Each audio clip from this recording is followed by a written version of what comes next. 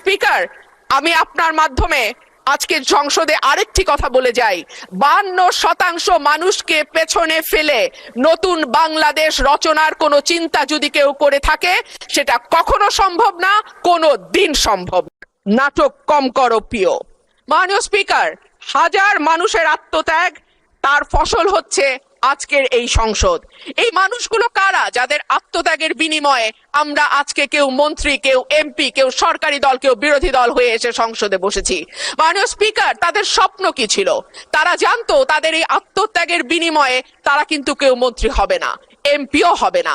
তারা ছিল সাধারণ মানুষ, একেবারে খেটে খাওয়া সাধারণ জনগণ বাংলাদেশের। মাননীয় স্পিকার, এখন চলছে রাষ্ট্রপতির ভাষণের উপর আলোচনা। বাংলাদেশের সংবিধান অনুযায়ী প্রধানমন্ত্রী এবং প্রধান বিচারপতি নিয়োগ ছাড়া রাষ্ট্রপতিকে আর সকল কিছুই প্রধানমন্ত্রীর পরামর্শক্রমে করতে হয়, এবং প্রধানমন্ত্রী রাষ্ট্রপতিকে কি পরামর্শ দিলেন সেই ব্যাপারেও কোথায় কোনো প্রশ্ন উত্থাপন করা যায় না। সে কারণেই দীর্ঘদিন ধরে রাষ্ট্রপতি এবং প্রধানমন্ত্রীর ক্ষমতার ভারসাম্য আনবার ব্যাপারে বারবার আলোচনা হয়েছে। সরকারি দল, বিরোধী দল, 24-এর অভ্যুত্থানের আগে পরে সকল সময় বলা হয়েছে যে রাষ্ট্রপতি এবং প্রধানমন্ত্রীর ক্ষমতার ভারসাম্য আনা হোক। বিএনপি তার ভিশন 2030 এবং 31 দফাতেও এই ব্যাপারে সুনির্দিষ্ট প্রস্তাব রেখেছে। মাননীয় স্পিকার, সে কারণেই সঙ্গতভাবে আমাদের একটা এক্সপেকটেশন ছিল যে এইবার রাষ্ট্রপতি মন্ত্রিপরিষদ কর্তৃক অনুমোদিত ভাষণের বাইরে গিয়ে তার নিজের মতন করে ভাষণ দিতে পারবেন, কিন্তু আমরা দেখলাম এইবারও রাষ্ট্রপতির ভাষণ মন্ত্রিপরিষদ কর্তৃক অনুমোদিত একটি ভাষণ তাকে দিতে হলো। সো আমরা যদি এতটুকু স্বাধীনতা মাননীয় স্পিকার রাষ্ট্রপতিকে দিতে না পারি, তাহলে আর আমরা কোন ভারসাম্যের কথা বলছি? যাই হোক মাননীয় স্পিকার, আমার বক্তব্যের শুরুতেই আমি ধন্যবাদ জানাই মহান রাব্বুল আলামিনের দরবারে, যিনি আমার এই কঠিন যাত্রাকে সহজ করে দিয়েছেন। আমি তারপরে ধন্যবাদ জানাই আমার অসংখ্য নেতাকর্মী, যারা নানানভাবে বঞ্চিত হয়ে ভয় ভীতির মধ্যে দিয়ে আমার নির্বাচন করেছে, দল থেকে বহিষ্কার হয়েছে, কিন্তু তারা আমাকে ছেড়ে যায় নাই। তাদের সকলের কাছে আমি কৃতজ্ঞ। মাননীয় স্পিকার, আমি আরো ধন্যবাদ জানাই বিএনপিকে আমাকে মনোনয়ন না দেবার জন্যে। আমাকে মনোনয়ন না দেওয়ার কারণেই আমি বুঝতে পেরেছি বাংলাদেশের টেকনাফ থেকে তেঁতুলিয়া কত লক্ষ মানুষের ভালোবাসা, দোয়া, সহযোগিতা আমার পাশে ছিল। একটা দলীয় গণ্ডির মধ্যে থেকে নির্বাচন করলে এইটা বুঝবার সৌভাগ্য আমার হতো না। মাননীয় স্পিকার, আমি গভীর শ্রদ্ধার সঙ্গে স্মরণ করি দেশনেত্রী, 3 বারের সাবেক প্রধানমন্ত্রী বেগম খালেদা জিয়াকে, যিনি আমাকে স্নেহ দিয়ে রাজনীতিতে এনেছিলেন, এবং আমি বিশ্বাস করি তার অপূর্ণতা এই সংসদে কোনো দিন পূরণ হবে না। মাননীয় স্পিকার, হাজার মানুষের আত্মত্যাগ, তার ফসল হচ্ছে আজকের এই সংসদ। এই মানুষগুলো কারা যাদের আত্মত্যাগের বিনিময়ে আমরা আজকে কেউ মন্ত্রী, কেউ এমপি, কেউ সরকারি দল, কেউ বিরোধী দল হয়ে এসে সংসদে বসেছি? মাননীয় স্পিকার, তাদের স্বপ্ন কি ছিল? তারা জানতো তাদের এই আত্মত্যাগের বিনিময়ে তারা কিন্তু কেউ মন্ত্রী হবে না, এমপিও হবে না। তারা ছিল সাধারণ মানুষ, একেবারে খেটে খাওয়া সাধারণ জনগণ বাংলাদেশের।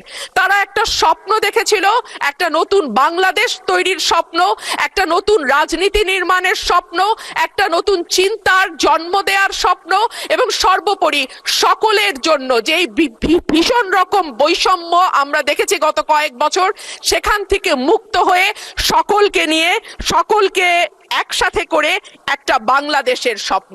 সেই সকল মানুষের কাছে আমি এবং আমি বিশ্বাস করি আমার সহকর্মী এই সংসদ সদস্যরা সকলেই কৃতজ্ঞ। মাননীয় স্পিকার, শহীদদের যে প্রত্যাশা নিয়ে গণ অভ্যুত্থান, সেই প্রত্যাশা কিন্তু বায়বীয় বা অলীক কোনো বিষয় ছিল না। এখনো যদি আমরা দেয়ালে দেয়ালে তাকাই, আমরা দেখব তারা তাদের স্বপ্নের কথা দেয়ালে লিখে গেছে। উই ওয়ান্ট জাস্টিস, কিংবা দেশটা কারো বাপের না, তুমি কে আমি কে, বিকল্প বিকল্প। আসছে ফাগুন, আমরা হব দ্বিগুণ। শোনো মহাজন, আমরা অনেকজন। Change the rules, be a voice not echo. দিনে নাটক, রাতে আটক, নাটক কম করো প্রিয়। হামাক ব্যাটাক মারলু কেন, এমন হাজার প্রশ্ন, লক্ষ জিজ্ঞাসা। এই লড়াইটা কেবল একটা সরকার পরিবর্তনের লড়াই ছিল না মাননীয় স্পিকার, যেই কথাটি আমি বলেছি, একটা স্বপ্ন, একটা নতুন বাংলাদেশ, সকলকে নিয়ে সকলের বাংলাদেশ গঠন করবার একটা স্বপ্ন নিয়ে এই গণ অভ্যুত্থান হয়েছিল। মাননীয় স্পিকার, আমরা স্বপ্ন দেখেছিলাম ধর্ম, বর্ণ, জাতিগোষ্ঠী বা লৈঙ্গিক পরিচয়ের ভিত্তিতে কাউকে অপর বা আদার করে দেয়া হবে না। মাননীয় স্পিকার, আমি খুব বিনয়ের সাথে বলি, এই আন্দোলনের সম্মুখ সারিতে ছিলেন নারীরা। এক ঝাঁক নতুন প্রজন্মের তরুণ মুখ আমরা পেয়েছিলাম। সেই নারীরা 1 বছর পার না হতে হারিয়ে গেলেন কেন 7 জন নারী সাংসদের এই সংসদে, সেই প্রশ্নটা আমি আপনাদের কাছে রেখে যাচ্ছি। মিছিলের সামনের সারিতে নারীর প্রয়োজন হয়, পুলিশের টিয়ার শেল, লাঠিচার্জের সামনে নারী ঢাল হয়ে দাঁড়ায়, অস্থির সময় নারীর সাহায্য ছাড়া পার হওয়া যায় না, আর সবকিছু যখন ঠিক হয় তখন নারী হয়ে যায় ট্রোলের বস্তু। নারীর পোশাক, নারীর চেহারা, নারীর কথা, নারীর হাসি, সবকিছুই তখন হাসির খোরাকে পরিণত হয় না। মাননীয় স্পিকার, রাষ্ট্রপতি ভাষণের 5 নম্বর প্যারায় বলা হয়েছে, বিবিএস এর চূড়ান্ত হিসাব অনুযায়ী জিডিপি প্রবৃদ্ধির হার 3.49%। প্রবৃদ্ধি হচ্ছে, উৎপাদন বাড়ছে, কিন্তু সেই অনুপাতে কর্মসংস্থান সৃষ্টি হচ্ছে না, বরং উৎপাদন ও সেবা খাতগুলোকে অর্থনীতির মূল চালিকা শক্তি হিসেবে ধরা হয়, সেই 2 খাতেই কর্মসংস্থান চলছে। একে চাকরিবিহীন প্রবৃদ্ধি বলে, যা দীর্ঘমেয়াদে অর্থনীতির স্থিতিশীলতা, অন্তর্ভুক্তিমূলক প্রবৃদ্ধির জন্য একটি বড় ঝুঁকি। দেশে শিক্ষিত বেকারের সংখ্যা বাড়ছে, অন্যদিকে দক্ষতার অভাব এবং ভাষাগত দুর্বলতার কারণে বড় বড় প্রতিষ্ঠানগুলো বাধ্য হচ্ছে অন্য লোক নিয়োগ দিতে, অর্থাৎ কর্মমুখী শিক্ষা দিয়ে চাকরির জন্য প্রস্তুত করতে আমরা ব্যর্থ হচ্ছি। মাধ্যমিকের নিচে শিক্ষাগত যোগ্যতা থাকা ব্যক্তিদের বেকারত্বের হার যেখানে 3.01%, সেখানে উচ্চ ডিগ্রিধারীদের ক্ষেত্রে এটি 8.7%। ভাষণের 6 নম্বর প্যারায় মূল্যস্ফীতির কথা বলা আছে।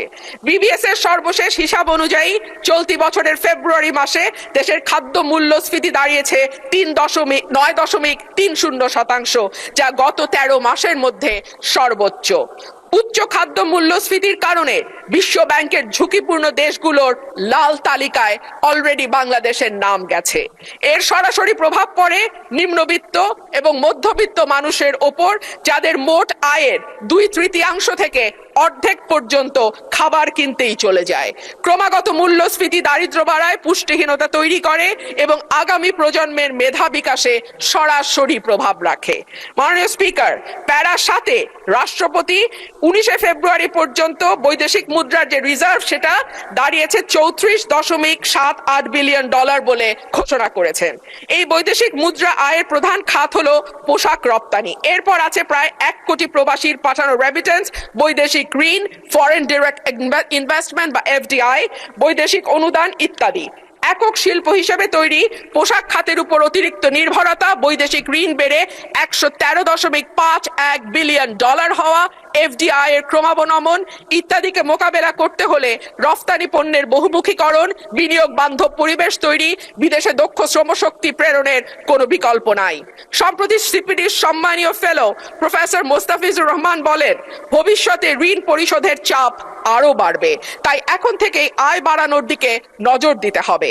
রপ্তানি ও প্রবাসী আয়ের প্রবাহ শক্ত না হলে এই চাপ সামাল দেয়া সত্যিই কঠিন। পাশাপাশি হুন্ডি ও অর্থ পাচার বন্ধে কঠোর ব্যবস্থা নেওয়ার কথা বলা হয়েছে। গত 15 বছরে দেশ থেকে যে বিপুল পরিমাণ টাকা পাচার হয়েছে, যার পরিমাণ কেন্দ্রীয় ব্যাংকের হিসাব মতে $23,400 কোটি, সেটি ফেরত আনা না গেলে কিংবা ব্যাংক খাতে থাকা 6 লক্ষ কোটি টাকার খেলাপি ঋণের পরিমাণ কমিয়ে আনা না গেলে অর্থনীতির পুনরুদ্ধারের কোনো পরিকল্পনাই কাজে আসবে না। পাচারকৃত টাকার 75% যায় ওভার অ্যান্ড আন্ডার ইনভয়েসিং এর মাধ্যমে। গত 10 বছরে এই ওভার অ্যান্ড আন্ডার ইনভয়েসিং এর মাধ্যমে পাচার হয়েছে $68 বিলিয়ন। সুতরাং এই মিথ্যা ইনভয়েসিং বন্ধ করা না গেলে টাকা পাচারও বন্ধ সম্ভব নয়। মাননীয় স্পিকার, রাষ্ট্রপতি তার ভাষণে বাংলাদেশ ব্যাংক রাষ্ট্রায়ত্ত ও বেসরকারি ব্যাংক, বীমা, আর্থিক প্রতিষ্ঠান ও পুঁজিবাজারের সঙ্গে সমন্বয়ের মাধ্যমে সার্বিক তদারকি উন্নতকরণ, আমানতকারীদের সুরক্ষা নিশ্চিত, খেলাপি ঋণ হ্রাসে গুরুত্ব দেওয়ার কথা বলেছেন। যে কোনো দেশে কেন্দ্রীয় ব্যাংক হলো আর্থিক প্রতিষ্ঠানের নিয়ন্ত্রক সংস্থা। এটি সরকারের ব্যাংক হিসেবে কাজ করে। দক্ষিণ এশিয়ার দেশগুলোর দিকে তাকালে দেখা যায় কেন্দ্রীয় ব্যাংকে প্রিন্সটন বা ক্যালিফোর্নিয়া থেকে পিএইচডি করা উচ্চ ডিগ্রিধারী মানুষজন, অভিজ্ঞতা সম্পন্ন লোকজন নিয়োগ পেয়েছেন। অন্যদিকে বাংলাদেশে নতুন সরকার গঠনের পর যিনি নিয়োগ পেয়েছেন তিনি হলেন বিএনপির নির্বাচন পরিচালনা কমিটির সদস্য এবং একজন সোয়েটার ফ্যাক্টরির এমডি। মাননীয় স্পিকার, আমি আপনাকে অনুরোধ করব আমার সময় 2 মিনিট বাড়িয়ে দিতে। মাননীয় স্পিকার, একই ঘটনা আমরা বিশ্ববিদ্যালয়ের উপাচার্য নিয়োগের ক্ষেত্রেও দেখেছি। সবগুলো বিশ্ববিদ্যালয়ে দলীয় ভিসি, প্রভিসি নিয়োগ দেওয়া হয়েছে।